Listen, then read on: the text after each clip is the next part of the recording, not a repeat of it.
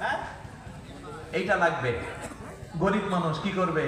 ধার দেনা করে নিজের যা ছিল সহায় সম্বল তাই ঘুষাই দিয়ে একটা সুজুকি জিক্সার কিনে দিছে। কিছুদিন পরে বাংলাদেশের বাজারে রয়্যাল এনফিল্ড লঞ্চ হয়েছে, আর সুজুকি ভালো লাগে না। একটা রয়্যাল এনফিল্ডের সাউন্ড হৃদয়টাকে উজালা করে দেয়। আব্বা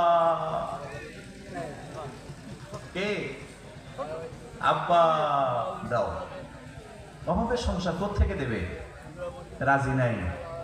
আবার নিউজ দেখছে আইফোন 15 ম্যাক্স প্রো লঞ্চ হয়েছে, আব্বা একখান কিনে দাও, নাইতে ভাবসাব ভালো হয় না। অভাবের সংসার দিবে কই? আপনারা জেনে আশ্চর্য হবেন, পরিবার তার এই চাহিদা পূরণ করতে পারে নাই। বেচারা মনের ক্ষোভ আর দুঃখ না মেটাতে পেরে রেলের নিচে গিয়ে নিজেকে বীর পুরুষ প্রমাণ করছে। বীর পুরুষ তো নাকি? এসএসসি পাস, তার রয়্যাল এনফিল্ড লাগবে, আইফোন প্রো 15 লাগবে। এখন আর সুজুকি জিক্সার ভালো লাগে না। অভাবের সংসার কি করবে?